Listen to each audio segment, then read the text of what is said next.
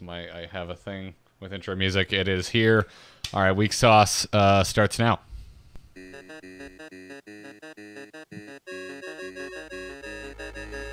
Get ready to kick off your week with Weeksauce.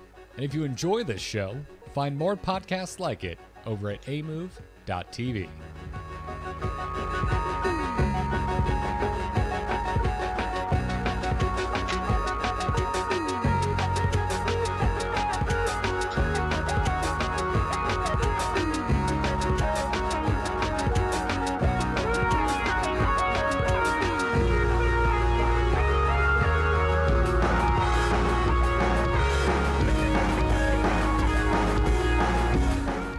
Happy Monday, everyone, and welcome back to Weeksauce, the show that will help you kick off your week. I'm Garrett Weinzorl, he's Kyle Ferguson, and we're here to talk about nonsense! Complete nonsense. Good, I just woke up from nonsense. You woke up from nonsense? Sleeping my God, sleeping is dude, nonsense? It's been 10 years this May, I believe, and I'm still having first day college dreams where you get lost in your dorm, and then you forget that you had a class on Wednesday every day at 12, and you show up 4 months in and it's test day. Like, what the crap? Were you still living in dorms your senior year? Not at all. It was 1 year. It was 1 year, and it wasn't even like an on-campus official dorm. It was one of those off-campus with like a lunchroom downstairs kind of dorm. I still have the forgot to study for test streams from time to time. I hate them. I prep. I do so much damn prep. Stop it, brain. Please. Yeah. It's not for me. It's not for me. Yeah, dude. It's Yeah, I mean this fall will mark 10 years from the beginning of our final year of college, and that's, bull. Yeah. I feel like I just made peace with my 10-year high school. Yeah. This September is a wedding that is basically Kristen's high school reunion.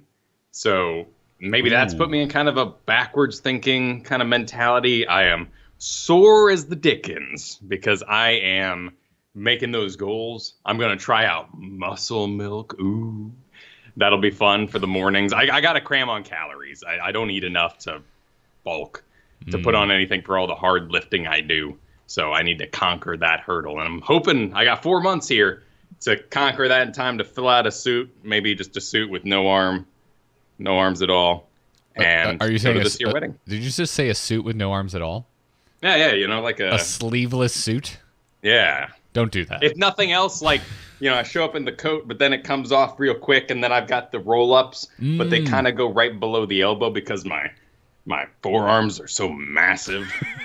Here's what I would like you to work on. Just work on the forearms. I want you to look like Popeye. Oh, good. Those are tumors. There is a Family Guy gag that I still very much get a laugh out of. Oh, speaking of which, what was the disappointment? You caught me as I popped a snack into my mouth.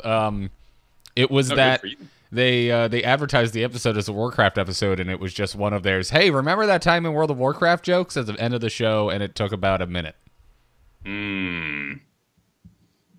Yeah, I can't do that comedy anymore.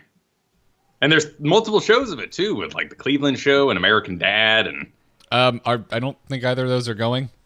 Or the Cleveland show got canceled. I don't know about American Dad. It's in syndication everywhere, so I have never seen any of it because I watched like the first season and I didn't really care for it, so it all seems new to me. Yeah. So I don't know. I just don't know. Let's see. American Dad, 257 episodes. Looks like it's still going. Wow. Looks like it's still, new episodes as of this year. I'm pretty sure the Cleveland show got canceled though. Let's see. Cleveland show only had 88 episodes, and it hasn't had a new one since 2012. So okay, all right. So American Dad still on. Cleveland show ran a gentleman's 4 seasons. Yeah, that's one of those mystery shows. I wonder if it was just time of life, time of culture, or if it was just completely new and we thought it was funny for that time period. I remember not thinking it was that funny. I liked the bear. That was about it. No, I'm talking about in general. The joke structure of the random aside that eventually took over the majority of TV for a while, including The Simpsons, who has been through many different comedy styles over its lifetime. Yeah, I don't know. I mean, at the time, it felt very fresh. We were also, I mean, we were like the perfect age for that because it was complete nonsense. Oh yeah, like, you didn't have to try hard to get a laugh out of us in those years. But yeah, man, I like my favorite cartoon on TV right now, besides Rick and Morty, which is I wouldn't say that's on TV. It comes. We wait a long time, and it comes again. I would say it's Bob's Burgers, man. I know you guys aren't as hot on it as we are, but that show I like that show's style.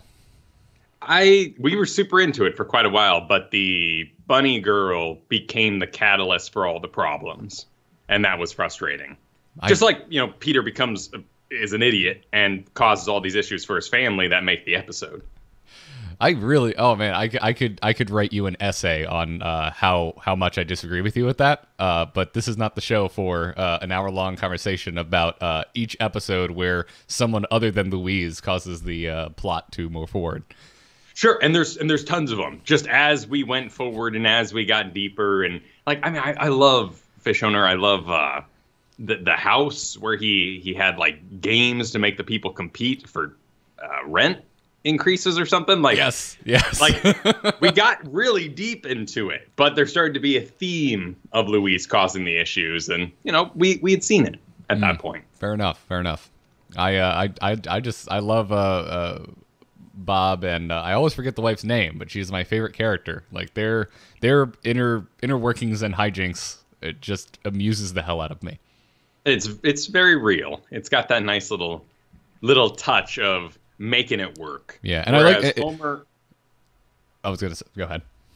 Oh, Homer and Marge, they don't really make it work, and then they do a history episode to remind you why they're together, and you kind of go, "Ooh, that's gross." Yeah, I was never big into The Simpsons, and again, now that it's in ridiculous syndication, I've been seeing it off and on. That's a really good show. I don't know why I avoided it for so long. They have good episodes. I think as a kid, it's a little heavy-handed at times. You want the jokes, you want them to flow fast, you want Family Guy. And Simpsons will take these big ol' asides to tell you about why you should care about science, or, why Lisa's right about politics, and you're just like, oh, I don't understand. I'm a child. Yeah. Oh man. Well, yeah, that was fun. I was ready for some cartoon escapism. Saturday, sir, I had a double hitter of BS in my life. Do you remember how we got started podcasting, sir? Do you remember very specifically, like technical, like how we got an RSS feed up and running? No. Well, it's still a website service you can use. Do you remember Blogspot.com? Ooh, yes. Yeah. You can go make a free blog, just run it on their website. Well, that's you since you don't remember, that's how we got started. That's how we burnt our first RSS feed for Starcast, and it's still up. You can still go to starcastshow.blogspot.com, and it's there. That's actually what the Starcast RSS feed is still pulling from, and that's why you can still get Starcast on iTunes even today. So, apparently, Kyle, I'm turning into an old man. I don't like change. I don't like upkeep. When things work, I don't bother. I just leave it alone. Apparently, when I signed up with Squarespace many moons ago and created A Move TV, so here's how I run things now. We have a Squarespace page with a ton of different blogs for each podcast, and then I still host my MP3s on a server. I still use an FTP client to manage the MP3s. Squarespace is just there to have all the blogs so I can have the RSS feeds. Apparently, 7 or 8 years ago, when I got this hosting account to start Starcast, because while Blogspot was free, you couldn't host an MP3s with them, I set up a failsafe where if the website went down, it would forward to starcastshow.blogspot.com. Oh. And on this Saturday, that forward became self-aware. And it just, anything you try to do, anything, like if you ever like actually look at an MP3 file format from me, from the amove website. It's amove.tv/show/whatever the folder for that show is, and then / the MP3 designation. It was taking away the amove.tv and replacing it with starcastshow.blogspot.com/whatever because of the forwarding. And it's just been sitting there dormant for like the better part of a decade, doing nothing, doing fine. And for some reason this weekend, it was just like, yep, I'm taking over. And I had a total panic attack because all of our shows went down. Oh, my. Every single, we're talking thousands of episodes of podcasts now, just poof, not reachable. None of the RSS feeds were working because none of the enclosure links in MP3s were pointing to the right link. So how was this resolved? It was actually really simple. I just went into the DNS and just deleted the forward. And it can take up to... So DNS refreshing, I don't understand how it works. All I know is that when you change DNS, it can take up to 2 days to rectify. But it fixed itself in about 10 minutes. So I was breathing a sigh of relief. But it took me a while to figure out that was the issue, and I was freaking out. Is this Friday? This was Saturday morning. Ooh, even better. Yeah, welcome to the weekend. I had this whole plan to work on my car that day. I was excited, and then saw a tweet from just one person saying, "Oh, I can't get it." And if I see a tweet from one person, I'm like, "Oh, it's probably your whatever podcast catcher you're using." And then I went and tried it on everything, and nothing was working. Yeah. I, too, was forced to make a very important upgrade this week. Did you know that I make all my movies in Windows Movie Maker? I did know that. I did know that. I mean, hey, man, if it works and you don't have to pay for it. It does, but not on anything really over 17 minutes. And there was a lot of sound whispering. It kind of make these like pss, pss, pss in the backgrounds if things were getting too complicated on screen. It fuzzed up my ETCs gauge, so it's gone now, and I've done the switch over to Vegas, so I'm learning that right now. I'm not familiar with Vegas, but because you and I are friends on Steam, it's on Steam apparently, because your status all weekend was Kyle Ferguson is playing Vegas. What is it, Movie Maker? Yeah, the Movie Maker. Yes, playing, having a grand old time. No, it is. It's a fun program. I'm excited to learn more of it. Continuing to make my video in it today, and I'll see how it goes. But it's got some fun little features, and it's not crashing or forgetting where my videos are. Well, that's great. That's just fantastic. I use Premiere. I don't do much editing for the podcast side of things, but my contract work requires quite a bit of video editing. I'm a big fan of GarageBand, where I first learned to really make anything of merit. So bars at the bottom and overlapping them really speak to me. Yep. Yeah, me too. It's the same way Premiere basically works. You got the timelines. I remember learning how to keyframe in really old versions of Flash in high school. Haven't really touched it since, but keyframing is still a thing in Premiere, and I have a vague understanding of it. So, all good. Work weekend. Yep, pretty much worked all weekend. One of them was it's tough to put away when something comes up like that. Then you just keep working all weekend. Yeah, it is. Yeah, just everything just keeps coming. Yeah, Saturday. One of the things was self-imposed. I wanted to put some wheel spacers on my cars. I won't bore you with what that is. But suffice it to say, the wheels had to come off, and I found out that one of the lug nuts was stripped. I've never had to deal with a stripped lug nut before, Kyle. It's a nightmare. You can't get it off. Yeah, the only ones I've really experienced are maybe in a computer case or something small where you just sort of put your whole body weight into it so that the pressure gives you that connection, and then you twist. Yeah, you basically bore your own, you take a Phillips head screwdriver, bore your own new Phillips head shape from sheer pressure and get it out. Yeah, it's no problem. I've dealt with stripped screws a million times. Yeah, it's a normal thing. Lug nuts, on the other hand, they're kind of big and they're kind of dense, and it's hard to strip them in the first place, but once they are stripped, man, good luck dealing with it. But I got lucky. I just stopped into a random local garage, and they're like, "Oh yeah, we can get that off." And they pulled it in, popped it off, no charge, no problem. But I tried a couple different things on my own to no avail. That's nice of them. Yeah, yeah. I will be returning to that garage should I need something. Yeah, then they did well. Yeah, yeah. So that was fun. And then yesterday spent the whole damn day building the fence with my dad. Postal diggers, yeah. You know, you posted that picture wrong for the internet. You were supposed to be shirtless, slamming it in there, you know. No one wants to see me with my shirt off. I'm just saying, that's how you slam a post on the internet. Well, I did you a favor. Let's just put it that way. Because my brother-in-law is a farmer, for the farmer, they call him. And he has an Instagram where he tours the gyms of the world whenever he can. And all his farming gifts are him being like, slam, slam.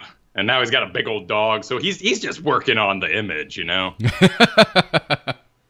Well, should I ever get a sensible looking beer gut, you can expect to see more photos like that. There you go. Or even if you ever just like it solidifies, it turns into that like very round, solid beer gut, because that you can wear a swimsuit with any day. Yeah. Yeah. It's really the rolls that are off-putting. So I was watching your Twitter, man. You guys watched some movies over the weekend that I have not thought about for a long time, but that I enjoyed deeply. Yeah, I don't remember. I think it was because we were on the cruise, and the only thing that was like even slightly in our age range to watch was HGTV, which we watched a stupid ton of, and of course won an open concept kitchen after. And we're going house hunting, so it's like, you know, I feel informed. I feel a little informed, though I'm not sure the people get to keep the decorations. I don't think that's how it works. Most of those shows, no. All of the furniture and whatnot are staged. Because it's like a sponsored thing, and then they take it out. I found out actually over the weekend it was the same thing in Pimp My Ride. Like a lot of like, so like if they redid the upholstery and the paint job, that stayed. But if they put in like new air filters or a new brake kit or something of that nature, that came back out and the old crap went back in. Oh my! So when they built a smoothie mobile out of a girl's little hippie car, they took the smoothie back. No, I think, again, if it's something that weird and bespoke, it most likely stayed. But if you saw them really focus on, like, oh, yeah, under the hood, we got this new AEM intake for you, that probably came out because it was sponsored. Yeah. If it was sponsored, then it should be free. So from what it sounds like, a lot of the things that actually fixed these crap cars came back out, and the rusted pieces of junk went back in. That's so upsetting. Yeah. Yeah. I went down this rabbit hole of like YouTube videos that explained behind the scenes of Pimp My Ride. Man, I just don't want to, I don't want to be the fool that walks into a house and goes, oh, I love the color of the table. Like, that table won't be there. Did you not? That's not part of the house. Wait, did you not know that? Oh, I totally did. But now I have reaffirmed my belief that when I go house shopping, I won't say stupid crap like that. I mean, every now and then you might find a place that comes furnished, and it'll probably say that in the rundown. But yeah, that's the last thing I want. You know, I want my own house. I want to fix my own drawer when it squeaks. I don't want to be like, I am putting this drawer in stasis of not squeaking so someone else may eventually enjoy it. And I feel the same way about, you know, furnitured house. Oh, my couch. No, this comfort is not mine. It doesn't belong to me. I don't want to sit here anymore. Yeah. But while we were there, we kept coming up with movies we were going to watch when we got home. And for some reason, we kind of got on like a war kick. Maybe we've been listening to too much Dan Carlin on the airplane and stuff like that. But we watched Troy and The Patriot this weekend. Dude, I love both those movies. I remember Troy getting panned when it came out, and I didn't care. I had a great time with it. That was also the first movie I remember ever just being like, Brad Pitt, I find him oddly godlike in his shirtless state. Like, it's just weird. I had seen Fight Club before, but I guess I had forgotten about it by the time Troy came out, and I was just like, what does this man eat? Well, and Troy is, I mean, it's not Fight Club, of course. With Fight Club, he was just cut like a crazy man. And oh, that V for victory he has is just the most impressive thing you ever seen. The crotch muscle. Yeah, exactly. Oh, all eyes are pointing down in those pants. And in Troy, he's filled out, but nobody is like, I don't want to say like roided, but you know, there are supplements that these actors are taking in modern Marvel films, which are fine because it's a film and you're not going to be like, wait, take 20, hold on, I got to go do a bunch of push-ups to maintain my pump. Like you are going to intake hormones so that you stay all and puffed so that you don't have to do that. That makes perfect sense. But in Troy, everybody's, at least as far as you can tell, natty, if you will. And it's still very impressive. Yeah, it's lean. I remember watching a documentary about Prince of Persia: Sands of Time a very long time ago, and they talked about the concept for the prince himself, and how they didn't want a supremely jacked like superhero body type. They wanted something more lean and agile. Yeah. And ever since then, that's been like shoved in my, like stuck in my brain as, oh yeah, that's something I like in my heroes. It's more realistic. Plus, I prefer heroes like Spider-Man, where their ability is more about agility than super strength, even though he's pretty damn strong. Sure. And in Troy, you know, when he's doing that run, you know, when he just starts getting going. He's a train and just choo-choo, and he reaches full speed, and the jump's a little stupid, his little specialty stab move, but you don't care. And that whole invasion up to the Temple of Apollo, where he's just owning the crap out of people, flips that shield on his back, and it catches the arrow. There are some awesome things in there. Yeah, that movie stands out to me for the spear or lance, if you will, fight choreography. I love a good pole arm, and they're not used enough in movies. And that Troy in particular has some really creative fight choreography with pole arms. It's really well done, and the story between the fights, like Hector and Achilles, I believe it is, where he's losing the entire time. He's out, you know. Achilles is outclassing him, but they still have the best battle of Achilles' life. And the dialogue there of their movements and how Achilles continues to use the same moves that were just murdering the crap out of people before. Hector is barely blocking. And it's great. Oh, man. You're making me want to go watch this now. I came to a realization over the weekend that I really unabashedly love episode 3, like the last Star Wars prequel. Sure. Like, I love that movie. Like, the more I think about it, the more I realize it's one of my favorite Star Wars movies. And part of it is because of the fight at the end. And again, it's that the characters aren't saying a damn thing to each other, and it's just the choreography is telling the story, and the way they're matching each other's moves, like point for point, because this is a master apprentice situation. I love it. We've all got those movies, and like we just can't get it out. I mean, there are long, boring parts that people can't stand in Conan, and I just love it. And people are like, "There's no story." I'm like, "Oh, there's story." And you're going through all the various rooms of the temple, and it's got a great lead where you enter the temple, and here's where they're preparing the meat of the bodies of the cultists, and then you go into the cook room, and then you go into the actual pleasure chamber where everybody's eating people, but they're too high to know it. Like that evolution without words is so awesome. And the same thing with Apocalypto, another movie we watched when we got back in town, naturally after doing the whole, it was a Mayan tour, not an Aztec tour, and that's supposed to be Mayan, but they're using Aztecs, whatever, movies, it's fun.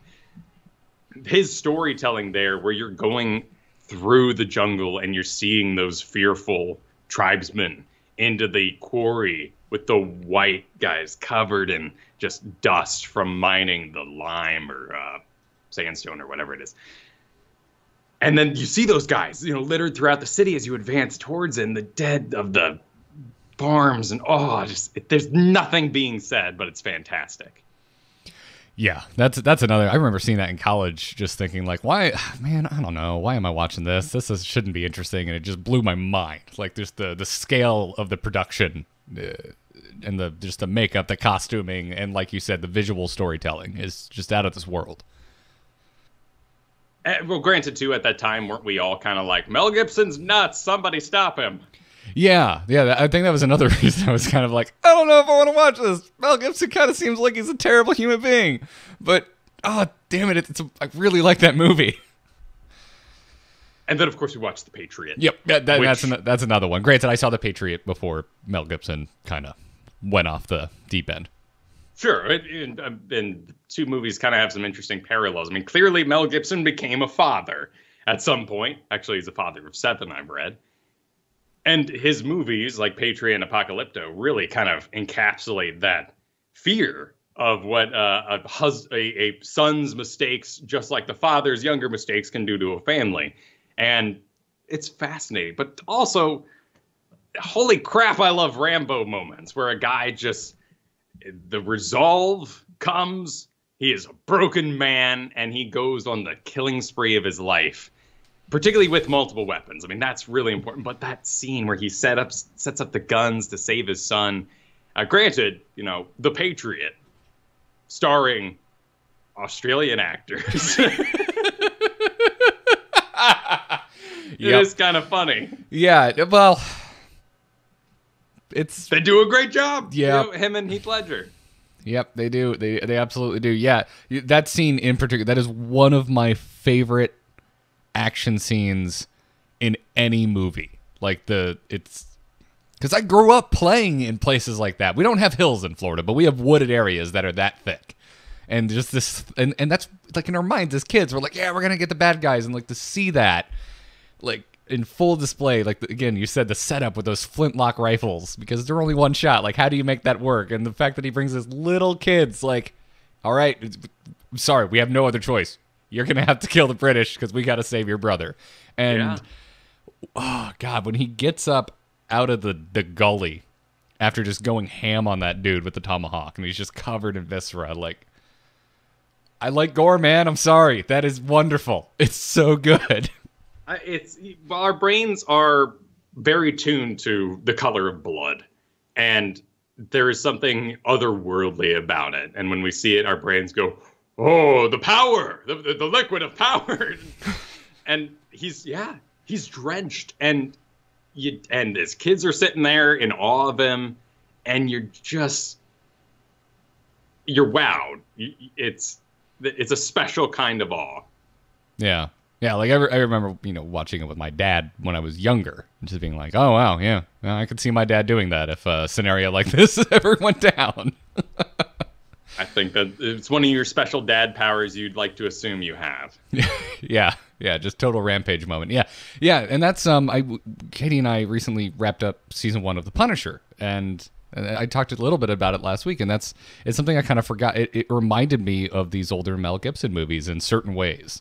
It was very modern in that the Punisher is a very vulnerable, like, hero. Like, he is, like you said, he's a broken man, and the show really explores that part of the character of like this extreme case of PTSD. And yet at the same time, when the action scenes kick off, it's very much like a 90s Mel Gibson movie. It is just raw and brutal and nothing held back. If I was looking at a list of greatest fight scenes of all time, and one of them that came up there, a show I don't like, the Daredevil show on Netflix. That hallway, I will agree to. That is... Oh. Yeah, one of the best fight scenes of all time. Yeah. The Marvel show, I overall, I'd say I'm still a fan of the Marvel Netflix shows, but it has certainly been hit or miss in recent years. But if you don't like Daredevil, I don't know. I think you still might like Punisher. It is different enough. It is not really a superhero show. It's more of a military spy thriller. I also love Jason Isaacs. I don't know who that is. He is Malfoy. Or Lucius, right? Lucius Malfoy? Oh, Jason Isaacs. Yeah. The villain in The Patriot? The guy who was born to play a villain. Yeah. Who should, is probably and sadly 15 years too old to be the actual best villain for the new Star Wars films. Oh, yeah. No, dude, do you remember, when prequels were wrapping up and everyone was like, oh yeah, okay, next Thrawn trilogy, we're gonna get the Thrawn trilogy next. Everyone was doing fan art of Jason Isaacs with blue Photoshop overpaint. It's basically who he is in The Patriot. Yeah. Oh man, get that man into a Star Wars movie. He was in season 1 of Rebels. Yeah, he was the Inquisitor. Yep. Great casting. And did a great job there. I think he was also an Avatar, Last Airbender, as Shao the Moonslayer. That I would have to Google. Zhao the Invincible. But I think he was doing an American accent. I might be wrong about all this.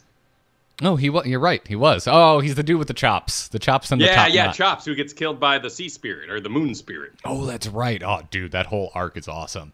He's great. Oh, it's so God. Now I need to rewatch Avatar.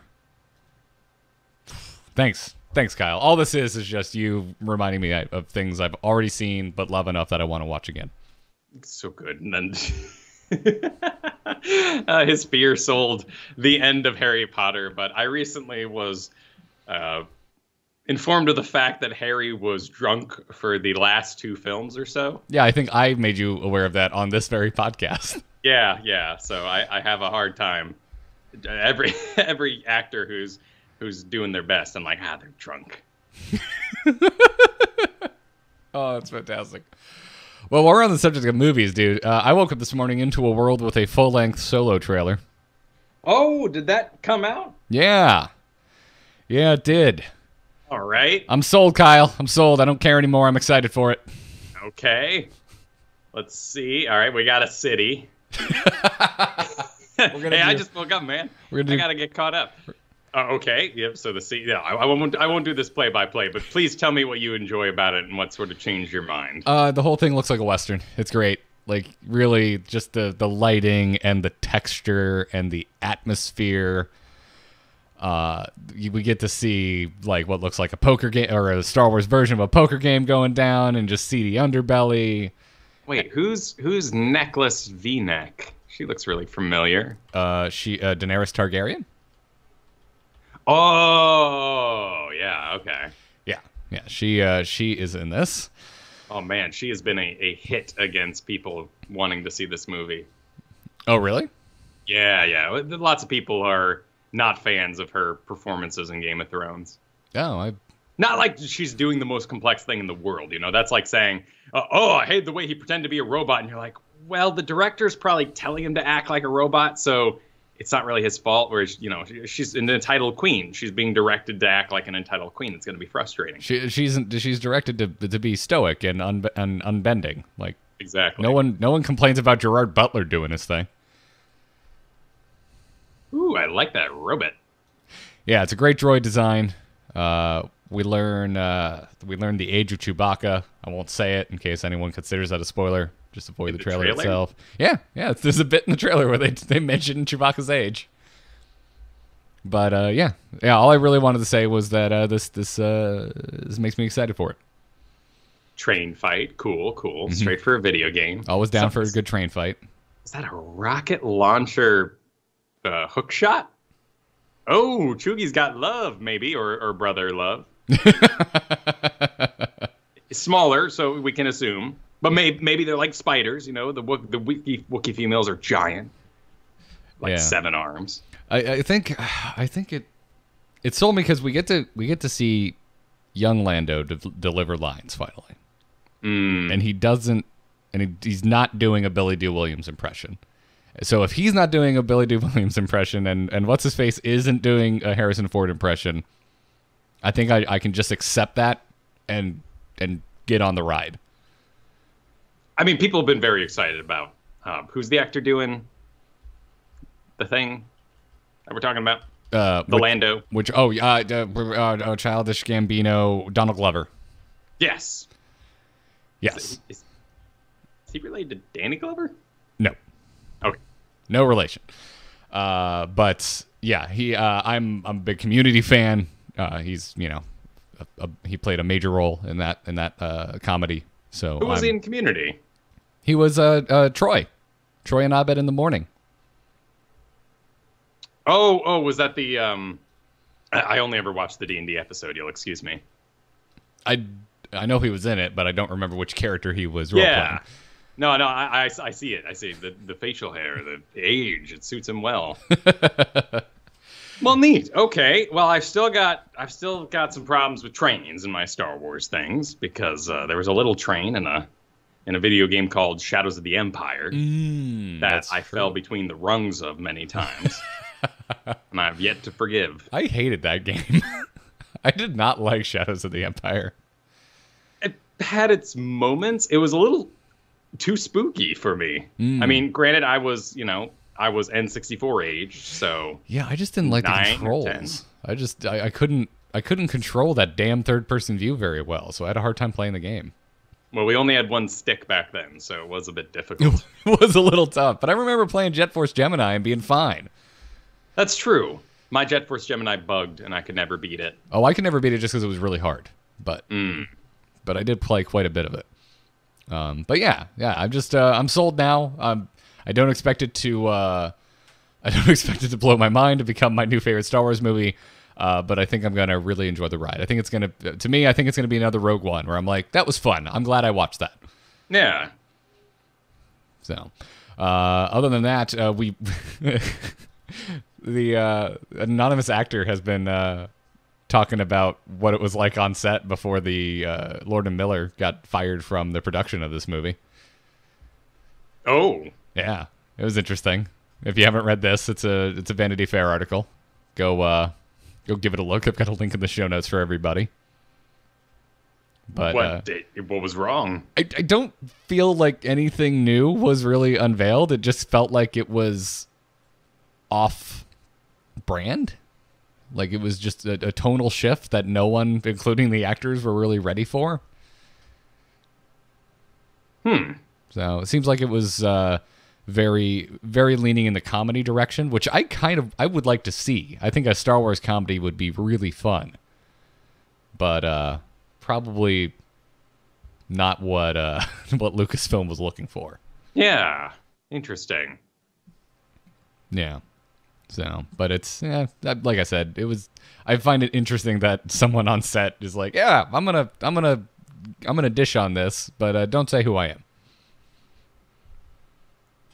It's all about people. And this is not a Blizzard show, but BlizzCon has been officially announced, Kyle. All right. It is happening. Little later on the announcement than usual, but it's going down November 2nd and 3rd. Ticket sales are May 9th and May 12th. May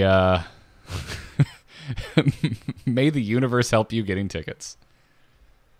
It's gonna be obvious statement. It's gonna be a big one in terms of people. I know lots of people who are trying to get to their first BlizzCon ever this year, which is kind of insane in my brain, but I totally get it. Like I know a lot of people this year who, through Overwatch, discovered esports exists and found Heroes because of that and found their love of that game. But Overwatch has introduced a lot of people to Blizzard. And we'll be into our first kind of content release for expansion then for this BlizzCon.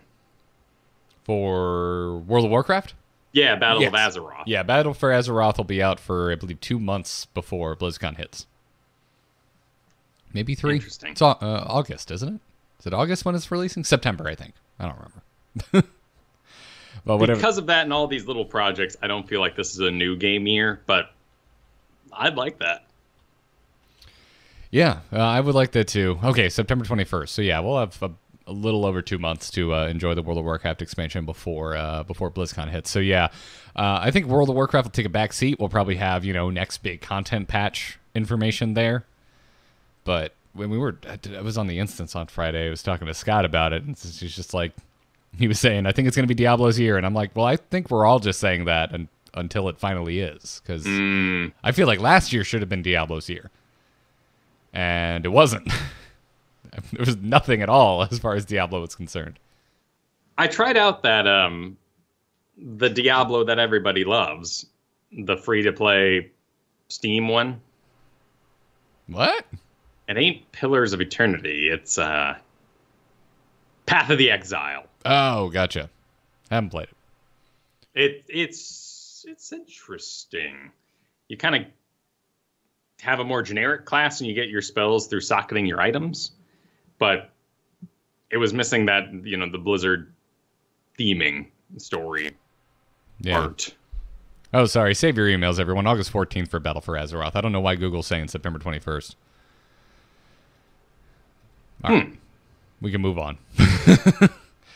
Yeah, I haven't played that. I played Torchlight. That was really fun back in the day. That was pre-Diablo 3, so that was really filling a void. I went on a big dive through all the VR that's out right now. The majority of them are copies of Hot Bullets. The one with the red enemies. Super and you hot. Kill them. Super hot. And whenever you move, you accelerate time. There were so many copies of that particular genre, if you will, that this movement causes time passage shooter. Yeah, I mean that's what happens, right? You find something that works and everyone else just rips it off.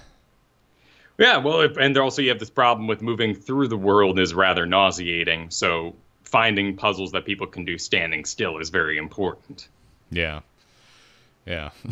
Funny you should mention that. I wanted to mention, have you been keeping up on all of the PUBG lawsuits? There's lawsuits? No. Yeah, PUBG's been going after, I believe they went after Fortnite a while back and nothing came of that, but now they're suing NetEase for PUBG clones on mobile. Oh, ooh, okay. Good luck. And the thing that they're using like as their linchpin is use of the term chicken dinner and frying pans as weapons in the game. Okay, now. and it's wait, hang on. Oh, no.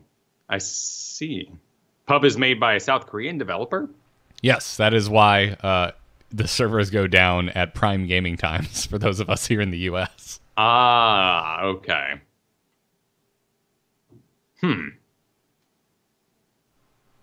Oh, and they're trying to battle Chinese gaming. Good luck with that. Uh-huh. Have fun with that. Yeah. Have fun with that. But NetEase, they're going after their California locale, I believe. Chicken dinner and frying pans, like, oh my god. Yeah, because I don't know any games that ever had frying pans before PUBG. Oh, that's right, Left 4 Dead. That breaks me a little bit.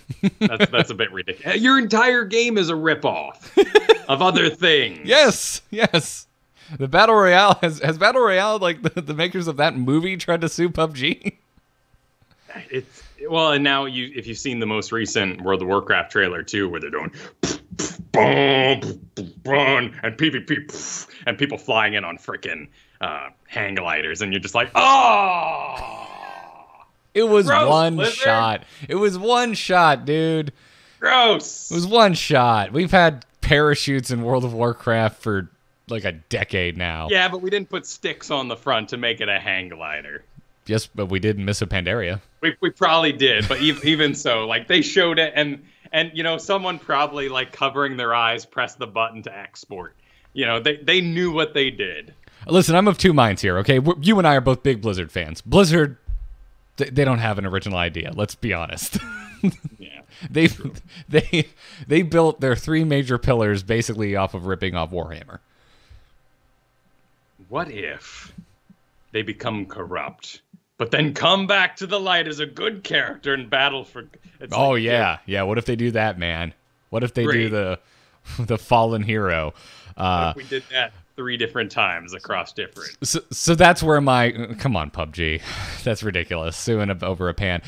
The flip of that is unoriginal, like just rip off ideas on the App Store and similar marketplaces. I'm pretty numb to it. There's a lot of it. I would like to see some of these companies maybe get taken down a peg or two. Complicated issue, particularly when mobile games are so throwaway. I mean, that's my opinion. Again, I've never become invested. I've never accidentally gambled and become invested through that mistake either. Maybe so. Mobile games are to me striped gum. I expect to chew them for all of 2 minutes and then become bored. Yeah. I don't really game on my phone at all anymore. Hearthstone in bed when I want to make a terrible mistake. is about the only thing. If I start playing Hearthstone in bed, I will be up until 3 in the morning. I cannot turn off my puzzle brain if I start playing Hearthstone right before I go to sleep. Well, you gotta do something. That's why I've been playing Dungeon Warfare on Steam. It's not very innovative, other than some of the traps are pretty cool that you set up. It's a tower defense, and it is the classic no coins to click kind of tower defense where you set it up, get income, and then buy more stuff. Yeah. Anyway, this PUBG news, it bums me out in a little way, because I really feel like they've been finding their mojo again with their in-game events. They've been for the most part, very fun so far. The most recent one was very well received by the player base. They're getting a lot of positive press, and then they do this, and whether or not you agree with it, I think they're just burning up a lot of the goodwill in the PUBG narrative. Yeah, it's one of those sort of let it happen kind of deals. You're the big boy, you know, don't. Luckily, this doesn't happen with most intellectual properties. You know, it's not like Harry Potter goes on a rampage and tries to take out every other wizard in town, but it's sad when it does happen to the main kid on campus. Yeah, it really feels like they're, you know, mad a little bit. Fortnite's eating their lunch, and yeah, well, it sucks. That happens. It happened to Blizzard with MOBAs. It looks like it's happening to them with with battle royale games. Although that being said, it's still huge. Like I was talking about last week, the players saying dead game about PUBG, I find just hilarious, because we're sitting in Heroes of the Storm land where it's like, yeah, no, we have a very small niche community. And it's all right. It's fine. We're not the top dog. We're never going to be the top dog, and we just accept that. Or at least you should accept that. Well, and as long as everything's functioning, it's odd to complain. But, you know, a lot of this comes down to the people participate in the game while they're not playing it. And that's where I find the majority of aggression comes from in a gaming community, is people sitting at home, reading that something's broken, and then they've built this story that when they get home, their evening is ruined because X is broken now. Yeah, that's very true. But yeah, I think they should just be happy being the Dota 2 to Fortnite's League of Legends.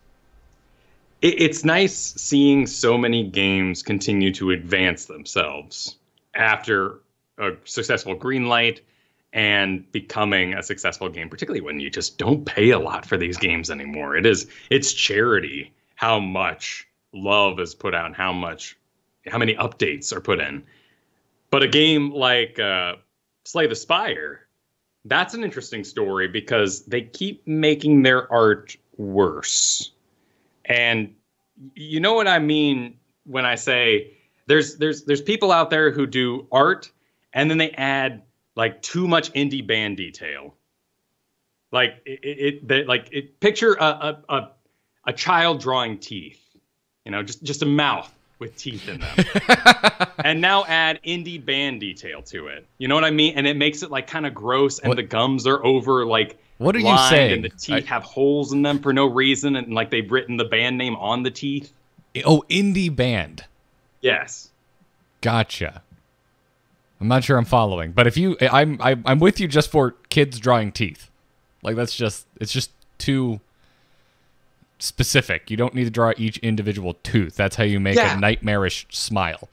Exactly. You do one sort of line, and then you draw the lines, and we all accept that those are teeth, and those are pretty teeth. Nice job, kid. But yeah, when you do each tooth individually, and it's different levels for each one, and then you go in and detail it with like lines and stuff. That's what they're doing to Slay the Spire. He has gotten new art, which is very exciting. But the art is more detailed but bad, and it just makes it awkward to look at. Well, sometimes the mechanics are good enough, right?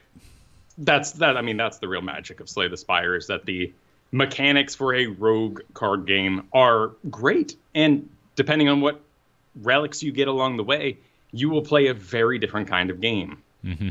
Hey, Hearthstone, make that dungeon run work offline, please. Please, please, please. Or just give it more stuff at this point. Well, we're getting a whole new dungeon run with the next expansion. Oh, well, I've never beaten Warlock and Warrior, but whatever, I'm done. Yeah, there's 3 or 4 heroes this time, but they're unique heroes. They're not heroes from the game. Oh. Yeah, they have their own like dungeon run specific hero powers, and there'll be unique cards that you'll get to play with. But I'm not a... still no rewards, like permanent rewards. Yeah. Oh, that's mega gross. Like when I play dungeon runs, it's the excitement of my cards that I have in my real deck, but they are now enhanced or somehow magical and different, and I'm playing them at earlier times and whatnot. I think that's still going to happen. There's still going to be a good chunk of cards that exist in the game itself. Yeah, there's just a strong disconnect there when I'm not having the fantasy of being the upgraded version of a hero I already like. You are forcing me to be this new, more power. It feels like cheating. I guess that's where it lands to me. Is you're making me a more powerful version of nothing, so I'm just more powerful. To me, I think it's fine if they're going to go down this road of not making it anything deeper than here. It is its own thing. It's completely divorced from the rest of Hearthstone. All right, and then I'm in the mindset of whatever, go have fun, because I'm not going to play it that much. Yeah. Do what you want. I'll play it a few times and probably call it quits.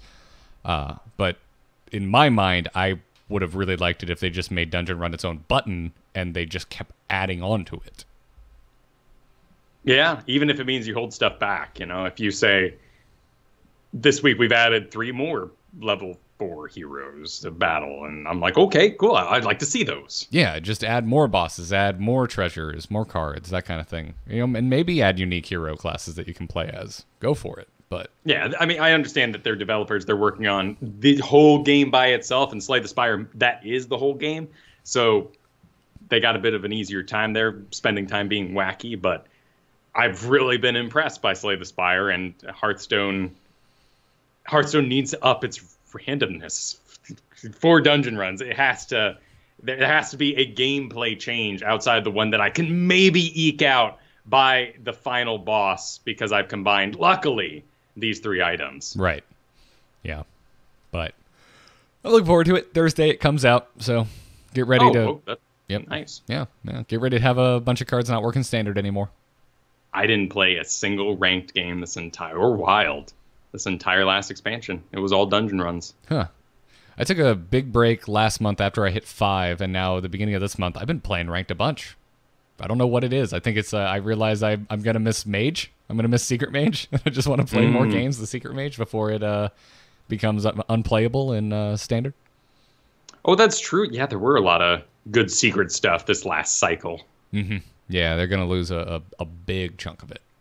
Do you know what's going on with Magic the Gathering? We're going back to the original plane? Yeah, we're back in Dominaria. Is that... Other than that, I haven't played in a very long time. But I've heard good things. I've heard really good... honestly, dude, I'm getting the itch. Don't be surprised if I show up in a week or two and I'm like, yeah, I went down to the local store and I played a bunch of Magic and I'm really into it again. Well, I mean, with Katie out of town, I would assume you'd be getting out of the house as much as possible. It's rough, man. It's rough. Yeah. I don't like it when she's gone. But, yeah, I'm also in the Magic Arena beta, but I just haven't had time to really dip in yet. Oh, is that their new online... Do you have to buy packs? You have to buy packs. It's basically real Magic. They're pretty damn up to date. So hope, like the hope. My hope is that it replaces MTGO. Magic the Gathering Online is real Magic, but the interface is so bad. It is so god awful, and so difficult to play that I just don't. Well, and it was always fascinating because the Steam games are fantastic for the most part. Some more clunky than the others. You go from 2012 to 2013, and 13's worse, and you're like, what? How did you mess this up? But yeah, they're quite good. But yeah, but it's not real Magic. It's like they built their own cube. Like here's some sets, and that's what you get to play with. Interesting. Yeah. So I'm hoping Arena taps into that. Like I said, I have no personal opinion on it other than I loaded up and opened some card packs, and it's not nearly as good looking as Hearthstone is. But well, and I mean, there's a couple of interesting things with that right now. Like D&D Beyond isn't run by Wizards.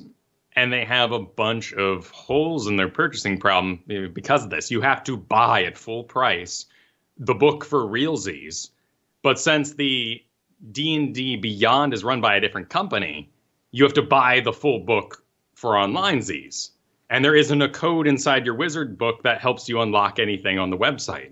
You have to buy things twice. But this is the best D&D has ever looked online. And it's the best their tool has ever been. And there's no subscription fee, which is really nice. Well, it sounds like it's worth it then to buy the book. But you're paying, it's like, will you enjoy this in bed kind of mentality? And yeah, I would like to own the books, but I don't also want to have to buy it a second time on the website. So I haven't made a single purchase in 5.0, mainly because my DM, Bo Schwartz, just buys it all for us. And since he's the DM on the title, he can share his content with us directly. Gotcha. Well, that's cool. It's interesting. I'm waiting for our campaign buddies for our Edge of the Empire campaign to get back. I'm very excited to pick that back up. Nice. They're hanging out in foreign lands at the moment, aren't Foreign they? lands, yes. And my wife is also missing. I am the only person where we usually are for our campaign at the moment. So that'll be that won't kick off for probably another week at least. But shall we take a few questions and then wrap this up? Sounds perfect. All right, folks. If you want to write in, amovetv@gmail.com, amovetv@gmail.com is the place to send your emails. Make sure Weeksauce is somewhere in the subject line. But we're pulling from Twitter, as usual. At Andrew Tarnowski asks, what was the most frustrating time when some random event, be it airplane, train, software problem, scuttled an attempt at content creation? Perfect timing with BlizzCon just being announced. I don't really have anything dramatic for that kind of story. I feel fortunate. Yeah, we've been pretty lucky. There were years where we just said, you know what, we're not doing an Into the Nexus. It's too hard to schedule at BlizzCon, and we just did it like as soon as we got home. Yeah, usually dependent on if one of us is continuing the vacation, if one of us is going on a trip. I think we've both been on honeymoons around BlizzCon too, so there's had to be some sort of record there to make up for that time. Yeah, you and I did that back to back. You did 2 years apart because you got married in 13. Yes, correct. Okay, and I got married in 15.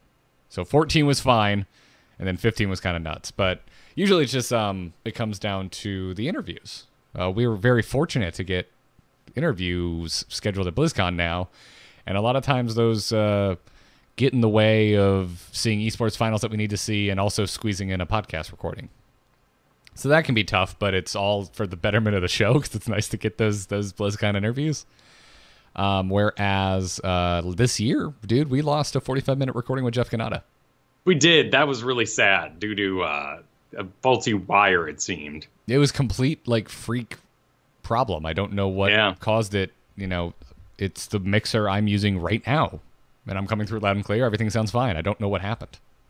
Oh, man, and they happen rhythmically throughout the year. And I'd say, airplane, train, maybe that's why I don't remember this, because you expect it to go wrong. Something's going to get bumped. You forgot something. And when it does, it's frustrating. You feel isolated. But you have to go with it. Yeah. Whereas it's really the ones at home. It's the this was just working yesterday, I fixed you kind of problems that I think really, really char my buns. Yeah, I am due for a new computer. Like any day now, I expect this thing to just die because there are so many weird bugs. Every day my camera might work. I may have to restart 4 times to get it to actually recognize that a camera is connected to the computer. All kinds of weird little gremlins. It's problematic. And we're going to pause here while Kyle runs away to, I assume, use the restroom. How you doing, chat room? I'm going to take a break, and y'all can listen to me munch on some peanut butter-filled pretzels. These things are very tasty.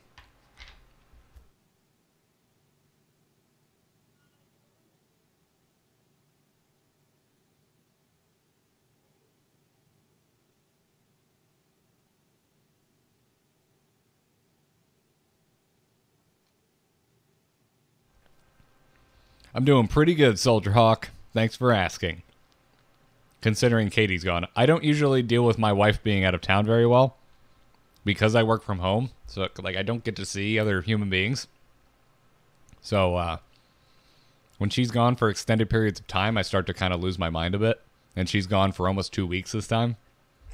And this is day 3. And I'm already like, yeah, I'm ready to see another human now. So, yeah.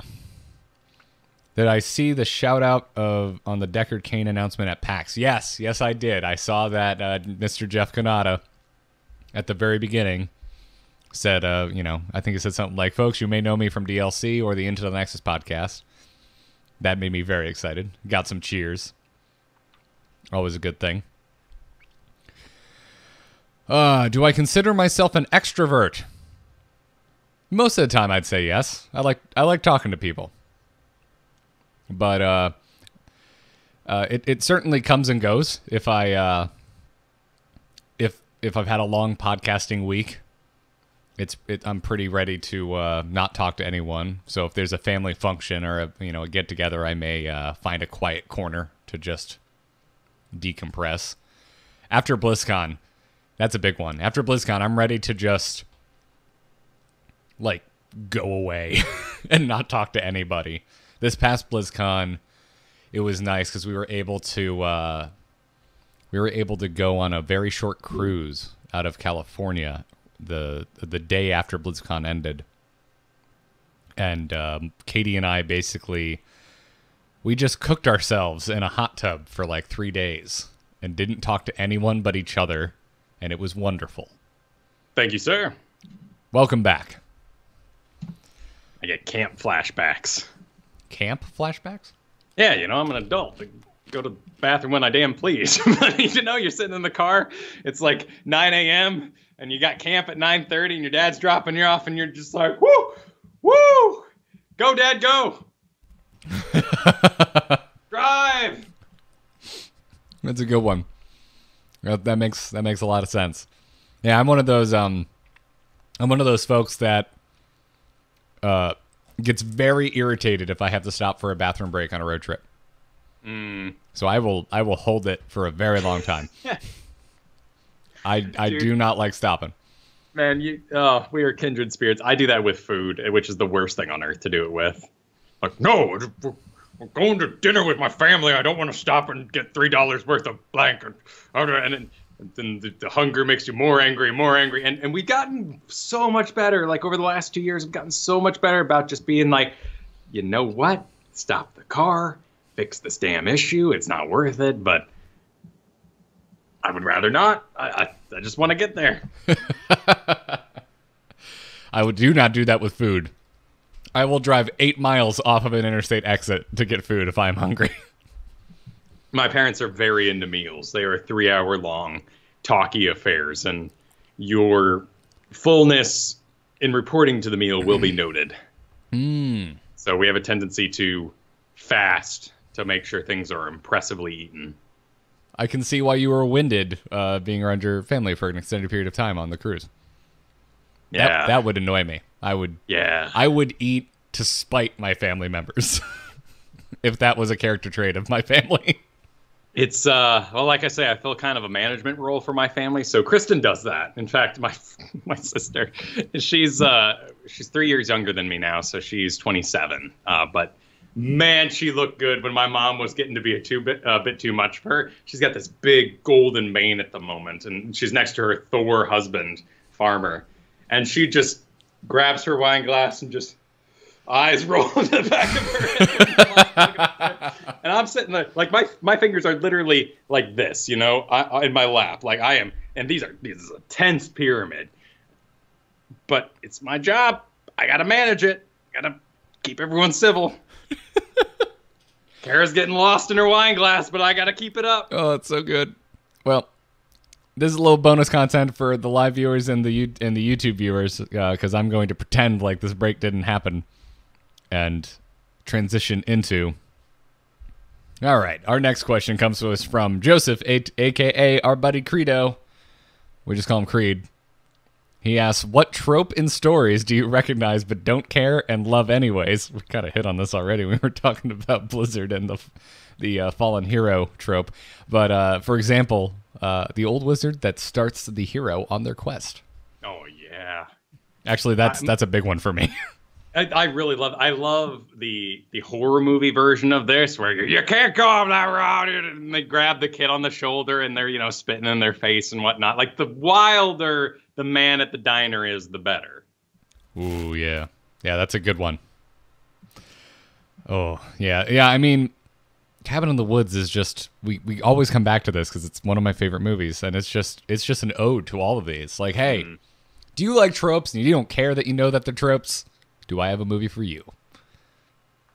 But yeah, the Wizard one, that's a big one for me because I feel like it's still used sparingly. Like, I don't see it come up a lot, and when I do see it come up, it's just like I feel like whoever the filmmaker is, it's them letting me know, like, hey, dude, I know what you like.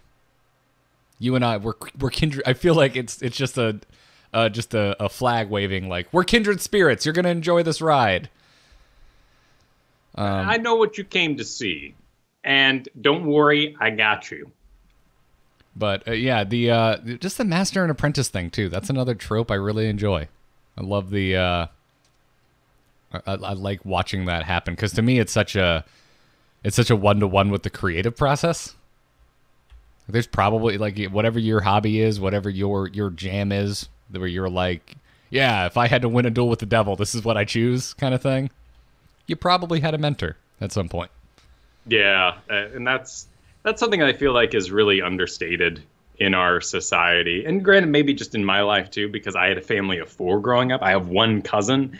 I probably have more, but we just don't acknowledge because my family is kind of crazy. My parents escaped these insane families and kind of like, hey, you want to start a little nucleus in the middle of nowhere and like just get away from them all. And so I feel like the first generation that's kind of back on the track of being social and wanting to build and have all these people in my life.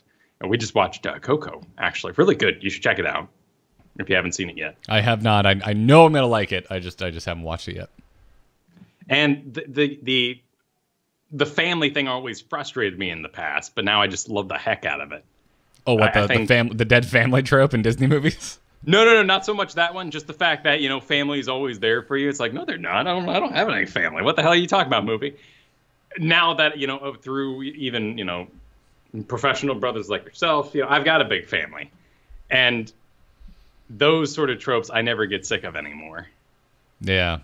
Yeah, I really like that too. I'm a big fan of the what would you call it? What is it in Dragon Ball Z with Goku and Vegeta where they're always looking for someone more powerful to fight? I love that because it's Fast and the Furious. Fast and the Furious is the same way. It's just they're always looking for that other racer that's better than they are. They're looking for the next challenge. I would even say that I love the relationship between the two. The no one kills you but me trope. Oh, when two badasses meet, and one is clearly the weaker one, and one is the master, but the weaker one is always trying to kick the main guy's butt whenever he gets a chance. Yeah.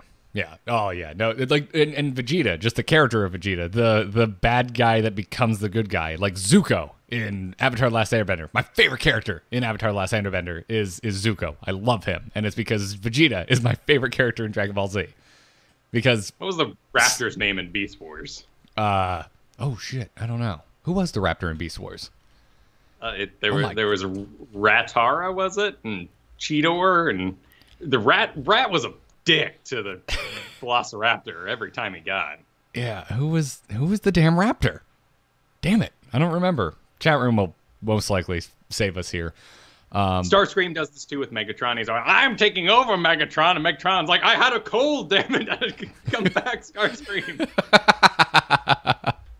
Yeah, that's a trope I really like. Snape is the same way. Snape is my, I constantly waffle between Sirius Black and Snape being my favorite Harry Potter characters. That's fair, because depending on which story you're in, they're just not participating. Well, right. Snape is much more involved in Harry Potter overall, whereas Sirius Black, he's in it sparingly, but it's so good when he's there. You know what? I'm going to say it's Sirius Black because that's the wand I bought. That's a good resolve to make. Yeah. That's If what nothing I'm else, gonna you go doubled down what you already invested in. That's a responsible choice to make. with. And this is how tribalism in gaming happens. No, that's gatekeeping. No, it's not. Being- When we were kids, it was you had a Super Nintendo, I had a Genesis. We didn't have the means to buy both, so we had to double down on what we had. No, actually, that's a good point. That is. When you're talking about adults, though. Oh no, we're just jackasses and terrible people, and we need to do some serious soul searching and change and fix our hearts. But It's tough. yeah, Nerds have been hurt. nerds have been hurt. Actually, part of what I liked about the Ready Player One movie was that it seemed to walk back the gatekeeping a bit. I heard that. Like, it was very inviting. It was. It went with what I think are more universal references. And honestly, I think one of the references in it, which was not in the book, was one of the best damn parts of the movie. Well, and my sister competes in bodybuilding competitions. And her husband doesn't, just because he just loves looking like a god for fun reasons. But my sister actually competes, and she gets a lot of flack, like, "Oh, you're up on stage, you're in a muscle bikini. Like, are there cat collars? Do people get weird?" And you go to these things, and you couldn't say anything more insulting than that, because everybody there is a super nerd about muscles, and like they are not getting weird on it. Like the weirdness they are getting is like you are a god to them. They want to see your glutes. Those are amazing glutes. Oh my, woo! It's not even like a hey baby. If anything, it's like get over here so I can admire your physique. I am geeking out on you as hard as possible. Well, it's the point, right? I mean, I go to car shows. It's the same thing. It's just like, oh my lord, you got that part and you implemented it in that way? Holy hell. Well, at least that's the healthy part of it. A lot of people go there probably to peacock and show off and be like, yeah, I've got the best setup here. Oh, sure. Just as I'm sure many muscly people are just basking in the glow, but everyone's there to geek out in some way. Yeah. And it takes an extra effort for people to get weird in that environment. Yeah. Yes, man. That is something I can get down. I like let's focus on the healthy version of it, right? the mutual admiration. Yeah. Yeah. But I like tropes for the most part. I can dig it. They're fun. Well, we only have so much time to get into a story, and they're effective. And, they make me laugh a lot of the time. Yeah. The one I will say that's getting old is like Walking Dead. It's just, it never ends. And Dragon Ball, again, kind of the same way, right? Like we defeat the threat, we have some fun, everyone's happy episodes, new threat appears. Although although I would say Walking Dead tends to flip it on its head. Usually once they've defeated the big threat, there's a whole bunch of episodes of them almost starving to death before they settle down again and a new threat emerges. Yeah. And I think the reason I like Dragon Ball better is they just have a lot more fun with it. And to a certain point, like, that flies because it's the world and, it's what you know. But there is a point, and I feel this with everybody, where the problems are your location. Maybe that's the problem, right? The people and the location. And when we have the ability and feet on our legs to get up and walk away from something that is clearly asinine, there's a point where you should do it. Yeah. So that's the never-ending villain carousel, I guess, is the one that's starting to wane on me a bit. I feel you there with the not exactly sheepish boy, but the fake apprentice that then ends up betraying you. Like the Jon Snow kid, where he takes him under his wing, but no matter what, he's just a dick. And you're like, that kid's a dick, Jon Snow. And he's like, no, he's going to be. And then he stabs him. That happened constantly throughout the Walking Dead video game. They did that and kind of turned it on its head in Punisher, which I liked.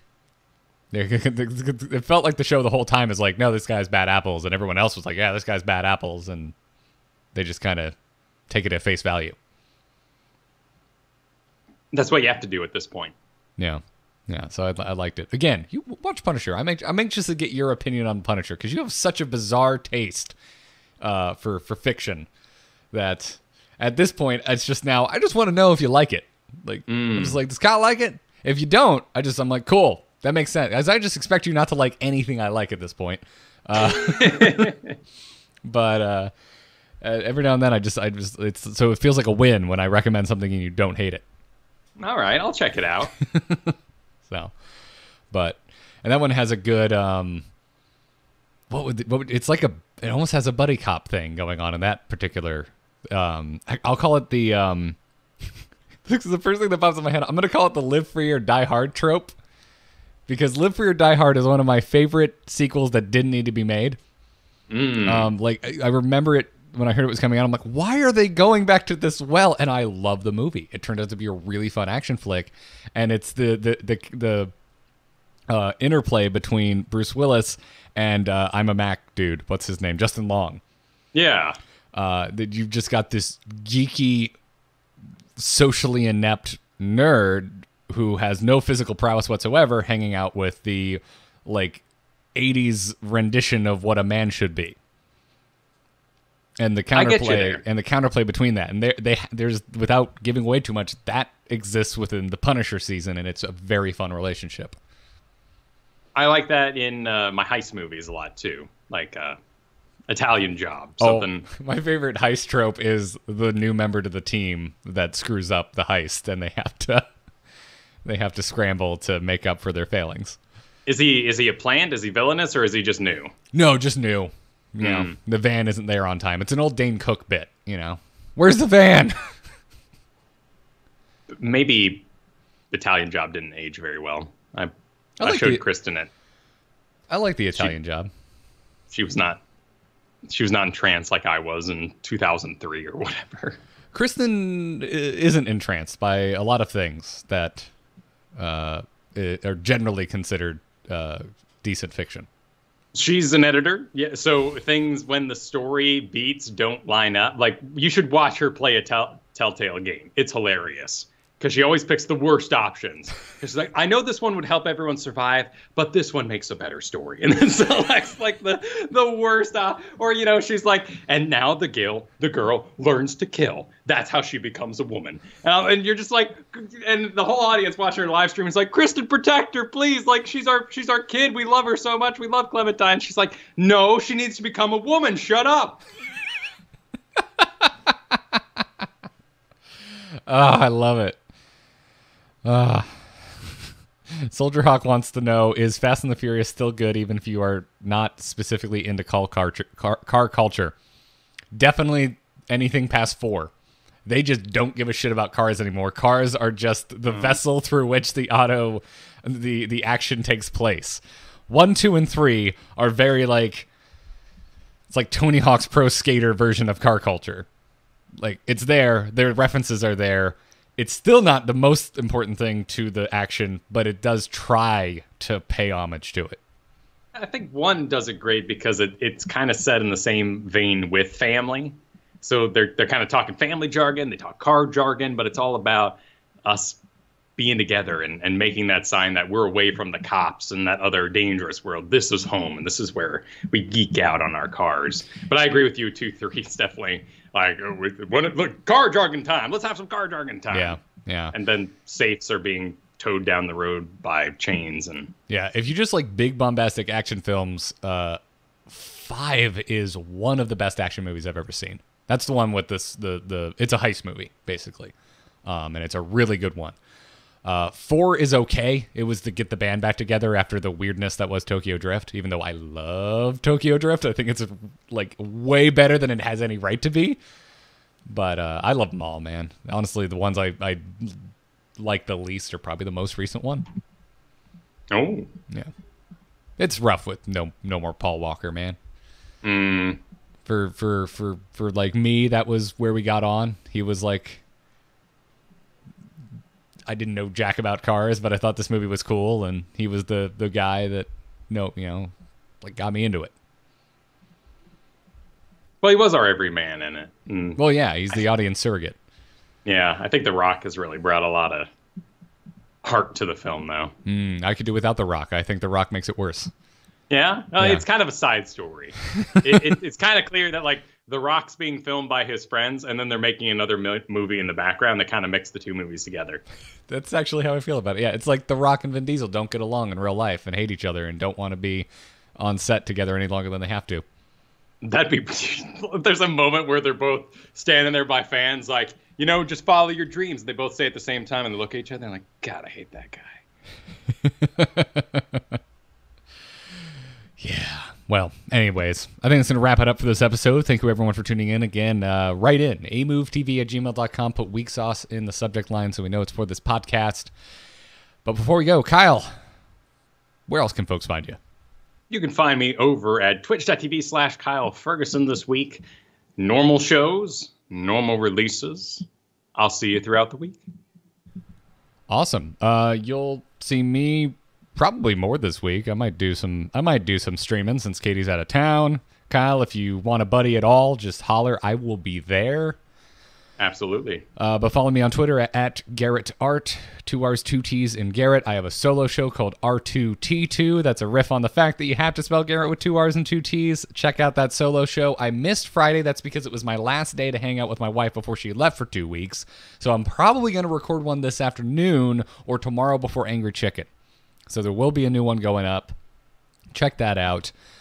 And other than that, Hearthstone released this week, guys. If you aren't listening to the Angry Chicken, you probably should check it out. Go find it. It's going to wrap it up for this episode. Thank you all for listening. Good luck and have fun. Take care. It's a fun show. It was. Fun talking about movies and the like. Yeah, man, I really want to watch Fast and the Furious now. Soldier Hawk, seriously, watch it. Watch it. And even though the first 3 are the more into the car culture thing, like one is good, man. It's just good. There's some really good practical car stunts in the first movie. Yeah, I mean, enter it with that 2000 action mentality, and you'll have a great time. I'll sell it like this. You probably like sci-fi, right? And there's a scene in every sci-fi movie where they say a bunch of complete bullshit you don't understand, and it doesn't matter. Treat all the car jargon in these movies like science fiction bullshit jargon. Because it doesn't matter. You just want to get to the next sweet car chase scene. Yeah. Yeah. Did I hit rank 5? I did hit rank 5, Midnight Bomber. Thank you. Yeah, I did. I copped out and went back to Murloc Paladin because I just wanted to get over that hump. Are you using the Death Knight for that? Oh, God, no. No. Curious. I'm just killing you before turn 7. Oh, okay. Gotcha. Yeah. It's just really solid. Both there's 2 Paladin variants right now that for the last like 3 months have just been the number 1 on the win rate, and they're just neck and neck. Like if you go check Hearthstone replay, they're at like 57.7% win rate overall, and they keep going up and down like by 0.1%, exchanging places with each other. So like board heavy Paladin, I hesitate to call it aggro because the Dude version, which is the other one, Dude Paladin, is more of like a mid-range token deck. But both of these just load the board up with minions. So if you're a Magic fan and you understand token generation, you'd probably really like Dude Paladin. I've always fallen flat with token because of the limit on the board. Yeah, this one Not works. that I enjoyed that Magic where I'm like, I have 20 tokens. Shall I tap each one individually? Yeah, this one works. I mean, then that's so. Yeah, you can only have 7 minions, but there's 7 minions with Divine Shield, and you've buffed them up to like 5/5s. Using other creatures, I assume. Yeah. Yeah. Creature buffs. Yeah, you use the creature buffs. You use they're running the Steward of Darkshire, the 3/3 that when you summon a minion with 1 health, it gives a Divine Shield. There's the 5 mana spell, I can't remember, that gives them +2/+2 and taunt. Use the Light Fuse Stegodon, which you can adapt all of your Silverhand recruits, so you get to choose which buff you want to give them. There's some good stuff in there. It found a way. That's cool. Yeah. It's good, man. It's good. Oh, and Crystal Lion. Yeah, the Crystal Lion's not buffing the Silver Hand Knights, but it gets a mana reduction for each one that's on the board. So you get to play a 5/5 with Divine Shield for supremely low mana costs. Crystal Lion, that's a good Magic card name. Yeah, it's Paladin as hell, too. It's like this golden Crystal Lion, and it's a 5/5 with Divine Shield. Like, it's just flavorful as hell. Interesting. Yeah. I'm sitting on 4,000 dust at the moment, and I didn't participate at all this last one. So I'm curious to see what's in the next expansion. Yeah, I would say at this point, just sit it out, man. Yeah. Just sit it out. Unless there's if there's anything that's going into Hall of Fame that you want, go ahead and craft it because you get the dust back for free. Oh, and just kind of have fun with it for a week? Yeah, well, they ever since they started the Hall of Fame, if a card goes into the Hall of Fame, they just give you the dust. If you have a golden, you get the golden dust version of it. If you have 2 of them, you get all of it. You get the maximum amount of dust for how many cards you could have in a deck. Because it's not like the balance change where you have a period of time to uncraft it and get your money back. Right. It's the exception for the Hall of Fame. Since they're getting rid of something that should be in standard forever, they're just giving you the dust and saying, hey, keep the card. If you want golden versions, craft the golden versions. We don't care. We will give you that dust. So I have golden Molten Giants now, and I have golden Oracle, Grimscale Oracles. Didn't Sylvanas enter that a while ago? That's why I have a golden Sylvanas and a golden Ragnaros. Oh, interesting. Oh, Yeah. I didn't know they took out Rag. Yeah, they took out Rag. Yeah, so I spent what was it? What's it for? It's 3,200 dust for a golden legendary, right? So I just crafted it, and then on the day I could do that for free, I guess. Yeah, exactly. If you don't have the cards already, so if you don't have Ice Block, if you don't have Grimscale Oracle, if you don't have Molten Giants, and you've got the dust to craft them, just craft them because you get the dust back, and then you've got some cards for Wild. Sweet. Yeah, there's like no reason you shouldn't do it. So, Lord Boo, I cracked a golden Ice Block recently. Do I not get full dust for it? Yes, you will. Yes, you will. Unless it's like your 3rd one. They will not give you dust for anything over like the 2 limit on a card or 1 limit for the legendary. That makes sense. Yeah. Yeah, but if this is only 1 or this is now your 2nd, you're going to get a shit ton of dust for that bad boy. So just hold on to it. This Thursday. A lot of dust coming in. A lot of dust. That'll be fun. It's always fun that they release on Thursday, too, because then I'm like, ITN's done. Oh, crap. I get to stay up all night. Yeah. Yeah. Be a good time.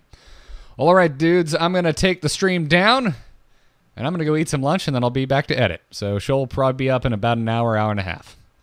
Sweet. Thanks, chat. See ya.